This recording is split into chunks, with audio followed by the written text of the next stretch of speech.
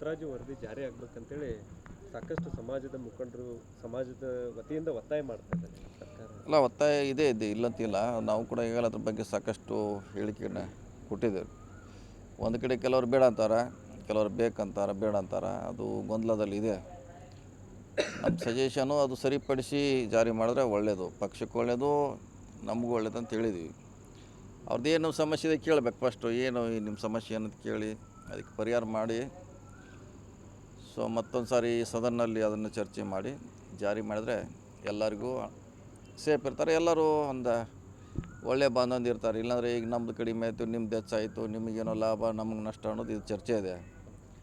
ಅದು ಬಹಿರಂಗ ಚರ್ಚೆ ಆಗಬೇಕು. ಮತ್ತು ಯಾರು ತಕರಾರು ಮಾಡಿದ್ದಾರೆ ಅವ್ರಿಗೆ ಅವಕಾಶ ಕೊಡಬೇಕು. ಏನು ನಿಮ್ಮದು, ಏನು ನಾವು ಸರಿಪಡಿಸ್ಬೇಕಂತ ಅವಕಾಶ ಕೊಟ್ಟು ಮಾಡಿದ್ರೆ ಒಳ್ಳೆಯದು.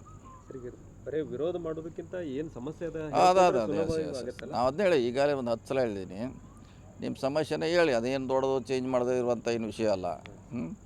ಮಾಡಲಿಕ್ಕೆ ಅವಕಾಶ ಇದೆ. ತಹಶೀಲ್ದಾರಿಗೆ ಅಧಿಕಾರ ಕೊಟ್ಟರೆ ತಹಶೀಲ್ದಾರ್ ಲೆವೆಲಲ್ಲಿ ಬದಲಾವಣೆ ಮಾಡಲಿಕ್ಕೆ ಅವಕಾಶ ಕೊಟ್ಟರೆ ಅದನ್ನು ಸರಿಪಡಿಸಿ ರೀಪಬ್ಲಿಷ್ ಮಾಡಿದ್ರೆ ಅಂದರೆ ಎಲ್ಲರೂ ಸೇಫ್ ಇರ್ತಾರೆ. ಹಿಂದುಳಿದ ಸಮಾಜಕ್ಕೂ ಕೂಡ ಸಾಕಷ್ಟು ಇದರಿಂದ ಎಲ್ಲರಿಗೂ ಅನುಕೂಲ ಆಗುತ್ತೆ. ಯಾಕಂದ್ರೆ ಅದು ಸಾಮಾಜಿಕ ಶೈಕ್ಷಣಿಕದಿಂದ ನಾವು ಬಜೆಟ್ ಅಲೋಕೇಶನ್ ಮಾಡಬೇಕಾಗುತ್ತೆ. ಬೇರೆಯವ್ರಿಗೂ ತೊಂದರೆ ಆಗಬಾರ್ದು. ಯಾಕಂದ್ರೆ ಅವ್ರು ಹೇಳ್ತಾರೆ ನಮ್ಮದು ಕಡಿಮೆ ಆಗಿದೆ ಅಂತ, ಅವರೇ ಪ್ರೂವ್ ಮಾಡಬೇಕು ಹೆಂಗೆ ಕಡಿಮೆ ಆಗಿದೆ ಅಂತ. ಒಂದು ಸರಿಪಡಿಸಿದ್ರೆ ಸರ್ಕಾರಕ್ಕೆ ಒಂದು ಒಳ್ಳೆಯ ಹೆಸರು ಬರ್ತದೆ. ಸರ್, ನಿನ್ನೆ ಒಂದು ಘಟನೆ, CM ಅವ್ರ ಕಾರ್ಯಕ್ರಮಕ್ಕೆ ಬಂದು ಕಪ್ಪು ಬಟ್ಟೆ ಪ್ರದರ್ಶನ ಮಾಡುವಂಥದ್ದು ಅದು ಆಗಬಾರ್ದಿತ್ತು. ಯಾಕಂದರೆ ನಮ್ಮ ಪಕ್ಷ ನಮ್ಮ ಸಮಾವೇಶದ ಅವ್ರು ಬರಬಾರ್ದು, ಆ ರೀತಿ ಮಾಡಬಾರ್ದು. ಬೇಕಾದ್ರೆ ಅವ್ರು ಶೋಭೆ ತರುವಂಥದ್ದಲ್ಲ ಅದು. ಅವ್ರ ಪಕ್ಷ ಅವ್ರು ಮಾಡ್ತಿರ್ತಾರೆ, ನಮ್ದು ನಾವು ಮಾಡ್ತೀವಿ. ಆ ರೀತಿ ಅವರು ಬುದ್ಧಿವಾದ ಹೇಳಬೇಕಂತ ಕಾರ್ಯಕರ್ತರಿಗೆ.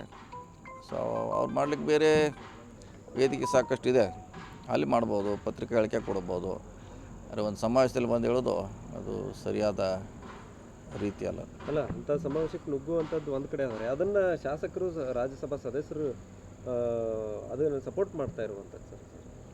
ಸರ್, ನಮ್ಮವ್ರು ಹೋಗಿ ಪ್ರಶ್ನೆ ಮಾಡ್ತಾ ಇದ್ರು ಅಂತ ಹಿರಣ್ಣ ಕಡಾಡಿ ಅದು ಮಾಡಬಾರ್ದು. ಅಲ್ಲಿ ಹೆಂಗೆ ಮಾಡ್ತಾರೆ? ಅದಕ್ಕೇನು ಶಬ್ದ ಅವ್ರದ್ದಲ್ಲ ಅದು. ಅವ್ರಿಗೆ ಮಾಡ್ಲಿಕ್ಕೆ ಸಾಕಷ್ಟು ಅವ್ರ ವೇದಿಕೆ ಇದೆಯಲ್ಲ, ಈಗಾಗಲೇ ಅವ್ರ ಕಾರ್ಯಕ್ರಮ ಮಾಡ್ತಾರೆ, ಅಲ್ಲಿ ಹೇಳ್ಬೋದು ಇತ್ತದ. ಇದು ಮಾಡಿದ ತಪ್ಪು ಆ ರೀತಿ ಆಗಬಾರ್ದು. ಅವ್ರು ಬುದ್ಧಿವಾದ ಹೇಳಬೇಕು. ನಾಳೆ ಇವರು ಹೋಗಿ ನಮ್ಮವ್ರು ಹೋಗಿ ಅವ್ರು ಗಲಾಟೆ ಮಾಡಿದ್ರೆ ಇವರು ಮಾಡಿದ್ರೆ ಸರಿ ಆಗೋಲ್ಲ ಅದ. ಬದಲಾವಣೆ ಮಾಡೋಕೆ BJP ಅವರು. ಸರಿ, ನಿನ್ನೆ CM ಅವರು ಅಧಿಕಾರಿ ಮೇಲೆ ಕೈ ಎತ್ತಿದ್ರು ಅನ್ನುವಂಥದ್ದು ಕೂಡ ಸಾಕಷ್ಟು ಚರ್ಚೆಗೆ ಆಗ್ತಾ ಇದೆ. ಆಗಿರ್ಬೋದು, ಏನು ಕೈ ಎತ್ತಿರ ಅಂತ ಏನಿಲ್ಲ. ಅವ್ರಿಗೆ ಆ ಥರ ಕೈ ಮಾಡಿ ಹೇಳ್ತಾಯಿದ್ರು ಅವ್ರು, ಈ ರೀತಿ ಯಾಕೆ ಒಳಗೆ ಬಿಟ್ರಿ ಅಂತ ಪ್ರಶ್ನೆ ಮಾಡ್ತಾಯಿದ್ರು ಅವ್ರು. ಆ ರೀತಿ ಹೊಡಿಲಿಕ್ಕೆ ಯಾರು ಆ ಅಧಿಕಾರಿಗಳನ್ನು ಒಂದಂಥ ದೊಡ್ಡ ವೇದಿಕೆ ಮೇಲೆ ಯಾರೂ ಹೊಡಿಲಿಕ್ಕೆ ಹೋಗಲ್ಲ, ಅದು ಅಸಾಧ್ಯ. ಆದರೆ ಅಲ್ಲಿ ಅವರು ಹೇಳುವಂಥದ್ದು ನೀವು ಯಾಕೆ ಪೊಲೀಸರು ಇಷ್ಟೆಲ್ಲ ಇದ್ದು ಅವ್ರು ಹೆಂಗೆ ಬರೋದು ಪ್ರಶ್ನೆ ಮಾಡ್ತಾಯಿದ್ರು ಕೂಡ. ಅವರು ಕೂಡ ಅಷ್ಟೇ, ಅವರೇನು BJP ಬಾಟ ಆಡ್ಕೊಂಡು ಬಂದಿರೋಕ್ಕಿಲ್ಲ. ಪೊಲೀಸ್ ಕೂಡ ಅದು ಸಹಜವಾಗಿ, ಮತ್ತು ಅವ್ರ ಕೈಯಲ್ಲಿ ಬಾವುಟ ಇರೋದು, ಫ್ಲೆಕ್ಸ್ ಇರೋದು ನಮ್ಮ ಪಾರ್ಟಿದು ಅದು. ಹಿಂಗಾಗಿ ಅವ್ರು ಸಿಟಿ ಅವರು. ಹಿಂಗಾಗಿ ಯಾರು ಐಡೆಂಟಿಫೈ ಮಾಡಲಿಕ್ಕೆ ಆಗಿಲ್ಲ. ಹೀಗಾಗಿ ಅದೊಂದು ಘಟನೆ ಆಗಿದೆ ಅಷ್ಟೇ. ಈ ಪಹಲ್ಗಾಮ್ ಘಟನೆ ಸಂಬಂಧಪಟ್ಟಂಗೆ ಸರ್, ಮತ್ತು ನರೇಂದ್ರ ಮೋದಿ ಅವ್ರ ನೇತೃತ್ವದಲ್ಲಿ ಮೀಟಿಂಗ್ ಆಗಿರುವಂಥದ್ದು ಇಂಟರ್ನಲ್ ಸೆಕ್ಯೂರಿಟಿ ಸಂಬಂಧ ಯುದ್ಧಕ್ಕೆ ತಯಾರಿ ಆಗ್ತಾ ಇದೆ ಅನ್ನೋ ಲೆಕ್ಕ. ಯಾಕಂದರೆ CM ಅವರು ಯುದ್ಧದ ಬೇಡ ಅಂತೇಳಿ ಹೇಳಿದ್ದು, ಯುದ್ಧದ ಅವಶ್ಯಕತೆ ಇಲ್ಲ ಅಂತ ಹೇಳ್ತಿದ್ದಾರೆ. ಬಟ್ ಅದನ್ನು ತಿರ್ಚುವಂಥ ಕೆಲಸ ಆಗ್ಬೋದು. ಯುದ್ಧವೇ ಬೇಡ ಅಂತೇಳಿ ಸಿದ್ದರಾಮಯ್ಯನವರು ಹೇಳಿದ್ದಾರೆ. ಹೌದೇನು ಸಿದ್ದರಾಮಯ್ಯ ಕಮಾಂಡ್ರು, ಏನು ಲೆಫ್ಟಿನೆಂಟ್ ಕಮಾಂಡ್ರು ಏನದಾರ ಅವರು? ಇವ್ರು BJP ಹೇಳ್ತಾರೆ, ಇವ್ರಿಗೆ ಯಾರು ಮಾಡೋಕ್ಕೆ ಬೇಡ ಅಂತೇಳಿ ಯಾರು ಮಾಡಂತ ಹೇಳಲ್ಲ. ಏನು CM ಆದೇಶ ಕೊಟ್ಟ ಮ್ಯಾಗ ಯುದ್ಧ ಸ್ಟಾರ್ಟ್ ಆಗ್ತದೆ. ಅವ್ರು ಏನು ಕನ್ಸರ್ನ್ ಅದಾರ? ಅವ್ರು ಹೇಳಿದ್ದಾರೆ ಯುದ್ಧ ಆಗೋದ್ರಿಂದ ಆರ್ಥಿಕವಾಗಿ ಹಿನ್ನಡೆ ಆಗ್ತೈತೆ. ಇವ್ರಿಲ್ಲ ಕೂತು ಹೇಳೋರು ಇವ್ರು ಯಾರು ಯುದ್ಧ ಅಲ್ಲಿ ಆಡೋಕೆ ಹೋಗೋದಿಲ್ಲ. ಯುದ್ಧ ಆಡಿ ಅಂತ ಹೇಳೋರ. ನಾಳೆ ಅದು ಎಷ್ಟು ಸಮಸ್ಯೆ ಐತೆ ಅವ್ರಿಗೇನು ಗೊತ್ತು. ಮಾಡಲಿಕ್ಕೆ ಸ್ವತಂತ್ರ ಇದ್ದಾರೆ ಅವರು. ಮಾಡಲಿ ಎಲ್ಲ ಮಾಡಿ, ನಾಳೆ ಸ್ಟಾರ್ಟ್ ಮಾಡಲಿ, 8 ಗಂಟೆಗೆ ಸ್ಟಾರ್ಟ್ ಮಾಡಿಬಿಡ್ಲಿ. ಯಾರು ಮಾಡಿದ್ರೆ ಅವ್ರಿಗೆ ಸಿದ್ದರಾಮಯ್ಯ ಯಾಕೆ ಹಾಕೋದು? ಅವ್ರು ಏನು ಹೇಳಿದ್ದಾರೆ, ಅವ್ರ ಆರ್ಥಿಕ ತಜ್ಞರ ಆರ್ಥಿಕ ಗೊತ್ತಿದೆ ಅವ್ರಿಗೆ ಎಷ್ಟು ಕಷ್ಟ ಇದೆ ಅಂತ. ಆಧಾರದ ಮ್ಯಾಗ ಹೇಳ್ರೆ ಇವರು ಯುದ್ಧ ಬೇಡ ಅಂತಾರೆ. ನಮ್ಮ ಕಡೆ ಏನಿಲ್ಲ ಮಾಡೋರು ಅವರು. ನಾಳೆ ಮಾಡಲಿ 8 ಗಂಟೆಗೆ, ಬೆಳಗ್ಗೆ ಯೂಶ್ವಲಿ 8 ಗಂಟೆಗೆ ಯುದ್ಧ ಸ್ಟಾರ್ಟ್ ಆಗ್ತೈತೆ. ಯಾವಾಗಲೂ ಮಾರ್ನಿಂಗ್ ಸನ್ರೈಸ್ ಆದಮ್ಯಾಗ 8 ಗಂಟೆ ಸ್ಟಾರ್ಟ್ ಮಾಡಲಿ, 6 ಗಂಟೆವರೆಗೆ ಸಾಯಂಕಾಲ ಡೈಲಿ. ಸುಮ್ಮನೆ ಹೇಳ್ರೆ ಆಯ್ತು. ನಾವು ಹೇಳಿದ್ದು ಅವರು ವರ್ಷನೇ ಹೇಳಿದ್ದಾರೆ ಅಷ್ಟೇ.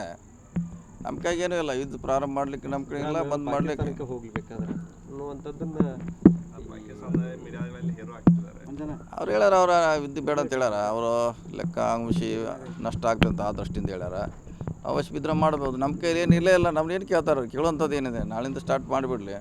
ಬೆಳಗ್ಗೆ ಅಲ್ಲ ಇಂಥ ವಿಚಾರದಾಗೂ ಸದ್ಯಕ್ಕೆ ರಾಜಕಾರಣ ರಾಜಕೀಯ 100% ರಾಜಕೀಯನೇ. ಅವ್ರು ತಮ್ಮ ಪೆಲಿಯವ್ರು ಹೇಳ್ತಾ ಇಲ್ಲ ಅವರು. ಭದ್ರತಾ ವೈಫಲ್ಯ ಆಗಿದೆ. ಅದನ್ನೇನು ಎಲ್ಲಿ ಹೇಳ್ತಾ ಇಲ್ಲ ಅವರು. ಬರೀ ಹಿಂದೂ ಹಿಂದೂ ಅಂತ ಕೇಳಿದ್ರು, ಮುಸ್ಲಿಂ ಕೇಳಿದ್ರು ಇದನ್ನೇ ಹೇಳ್ತಾರೆ. ಅದೆಲ್ಲ ಸರಿಯಾದ ಕ್ರಮ ಅಲ್ಲ. ಯುದ್ಧ ಮಾಡಲಿಕ್ಕೆ ಸ್ವತಂತ್ರ ಇದ್ರೆ ಮಾಡ್ಬೋದು ಅವರು. ಉಗ್ರರ ದಾಳಿ ಆದಮೇಲೆ ಅಲ್ಲಿಂದ ಬರಬೇಕಾದ್ರೆ ಫ್ಲೈಟ್ ರೇಟ್ಗಳು ಕೂಡ ಜಾಸ್ತಿ ಇದೆ. ಅದನ್ನು ಈಗಾಗಲೇ ಸಂತೋಷ್ ಲಾಡ್ ಅವರು ಪ್ರಸ್ತಾಪ ಮಾಡಿದ್ರು. ಮಾಡ್ತಾರೆ. ಕನ್ನಡ ಪ್ರವಾಸಿಗರನ್ನು ಉಚಿತವಾಗಿ ಕರ್ಕೊಂಡ್ಬಂದು, ಆದರೆ ಇನ್ನುಳಿದ ಪ್ರವಾಸಿಗರು ಬರಬೇಕಾಗಿತ್ತು, ಈಜಾಗಿ ಬರಬೇಕಿತ್ತು. ಆ ಟೈಮಲ್ಲಿ ಫ್ಲೈಟ್ ರೇಟ್ ಹೆಚ್ಚು ಮಾಡಿದ್ರು. ಮಾಡೇ ಮಾಡ್ತಾರೆ. ಮತ್ತು ಇಂಥ ಲಾಭ ಪಡ್ಲಿಕ್ಕೆ ಇವೆಲ್ಲ ಇದನ್ನು ಪ್ರಶ್ನೆ ಮಾಡಿ ಮೇಳ ನಡೆದು ಇಂಥವೆಲ್ಲ ಹೋಗಿ ಸಿಕ್ಕಾಪಟ್ಟೆ ಹೋಟೆಲ್ ಬಿಲ್ ರೇಟ್ ಆಗೋದು, ಫ್ಲೈಟ್ ರೇಟ್ ಹೆಚ್ಚಾಗೋದು, ಇದ್ರಾಗಲ ಒಂದು ಕಡೆ ಲಾಭ ಪಡ್ಲಿಕ್ಕೆ ಪ್ರಯತ್ನ ಮಾಡ್ತಾರೆ, ಒಂದು ಕಡೆ ಅವ್ರಿಗೆ ಅನುಕೂಲ ಆಗೋಂಥ ಪ್ರಯತ್ನ ಮಾಡ್ತಾರೆ. ಈ ರೀತಿ ಅವ್ರ ಸ್ಟ್ರಾಟಜಿ ಇರ್ತೈತೆ. ನೋಡೋಣ ಎಲ್ಲಿವರೆಗೆ ಆಗ್ತೈತಿ, ಕಾಯೋಣಷ್ಟೇ. ಬಿಹಾರದಲ್ಲೆಲ್ಲ ಅದನ್ನೇ ಮಾತಾಡ್ತಿದ್ದಾರೆ ಮೋದಿ ಅವರು. ಬಿಹಾರ ಚುನಾವಣೆ ರ್ಯಾಲಿ, ಎಲೆಕ್ಷನ್ದಾಗೆಲ್ಲ ರ್ಯಾಲಿ ಅದೆಲ್ಲ ಬರೀ ಎದ್ದದ್ದೇ ಮಾತಾಡ್ತಿದ್ದಾರೆ. ಇದು ಮಾತಾಡೋದು ಮತ್ತು ಅದೇನು ಬೇರೆ ಅವ್ರಿಗೆ ಗೆಲ್ಲಲಿಕ್ಕೆ ಏನು ಡೆವಲಪ್ಮೆಂಟ್ ಹೇಳಲಿಕ್ಕೆ ಏನೂ ಇಲ್ಲ ಅವ್ರ ಕಡೆ. ಹೇಳಿದ್ರೆ ಇದನ್ನೇ ಹೇಳಬೇಕು, ಪಾಕಿಸ್ತಾನ ಮುಸ್ಲಿಮು ಇದನ್ನು ಹೇಳೇ ಗೆಲ್ಲಬೇಕು ಅಷ್ಟೇ. ಮೆರಿಟ್ ಮ್ಯಾಗ ಅವ್ರ ಕಡೆ ಏನೂ ಅಂಶಗಳಿಲ್ಲ.